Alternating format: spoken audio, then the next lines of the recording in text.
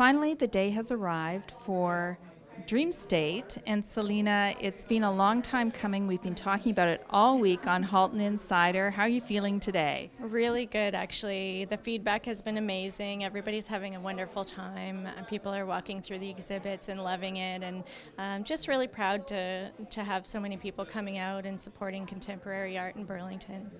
Now, we are talking about contemporary art, and actually we are in a room of the very first artists that you come across in here. Tell us about this exhibit and about the artist. We're in the room of Yaojing Yang, and she is a Chinese-Canadian artist, and this is an installation that she's done around the country at a couple of other galleries, and it's hand-painted silk. I think she had to steam it as well to get the color to come out, and it kind of represents the duality of living in China but also here in Canada, and it speaks to her ancestry.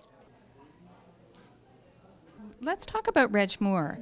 Reg is completely different than anybody else, and he is your second stop on the way. Yes, Reg is a real-time media artist, so he basically projects images onto the wall that can be manipulated real-time, so you can actually interact with the exhibit through sound, through movement. It's really quite fascinating. He also uses music and sound and different kind of background noises, and it's meant to represent the different state of mind that you would have in a dream or just your subconscious thoughts. Are most of these artists local, or are you, and when I say local, I mean as in GTA, right into Toronto? Absolutely. That was one of the most important things when organizing this event, was to showcase the amazing talent that we do have locally. So all of our artists are from Burlington, Hamilton, Oakville, and the GTA. So that was really important when putting this together. Another artist who paints has a more traditional, I'm going to say, a real throwback to very traditional painting, and that's Daniel, and he does a lot of nude work, and his whole series tonight is actually nudes, nude women particularly. Absolutely. Dan is a very talented artist. He's a fine artist, works a lot with figures and portraits. He commissions portraits, does a lot of figure painting, and very, very talented. Tonight he's painting an original piece from his mind, which is even more fascinating when you watch his process and watch what comes together. Very talented. When you were looking for your artists to come into this exhibit, did you put a call out for artists? I didn't, actually. Being that I was a new organization and nobody really knew who I was, I kind of handpicked and searched and met with them individually and kind of got a sense of their style and really kind of gravitated towards certain artists that I thought would complement the event, and I feel really happy about who we have here. When you looked for the artists, though, and you didn't know really who they were, was it your instinct that was telling you they were the right one to bring to Burlington tonight? Absolutely, 100% intuition.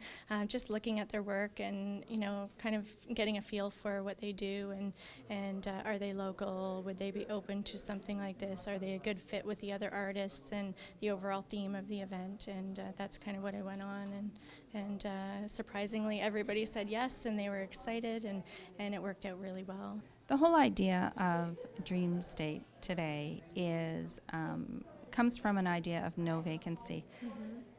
Just let's remind our viewers what no vacancy is all about. Absolutely. No Vacancy is an arts initiative I created for the city of Burlington to make contemporary art a little more high profile and to bring art into the community. So the name No Vacancy comes from making use of non-typical or vacant space for pop-up exhibits. So I really love the idea of something that's temporary, that's there one day and it's gone the next, much like a dream. It's dream state. So the name and the overall inspiration for No Vacancy is just bringing pop-up exhibits out into the public. Now, what the final piece that people would see as they went through the exhibit tonight is done by a lovely artist by the name of Grace, and you actually are going where it's the final state, I think, in dreaming. You're really into a deep sleep. It's very fascinating.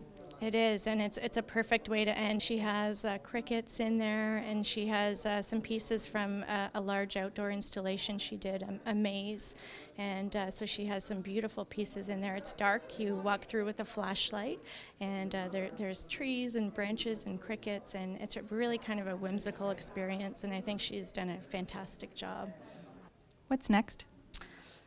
Another event in February, which I've started planning. I'm looking to work with youth and do some anti-bullying awareness through art. Wonderful, wonderful. Well, thank you for bringing the No Vacancy experience to Burlington. And I am Deb Timstra reporting to you from the Waterfront Hotel right here in Burlington for the Halton Insider.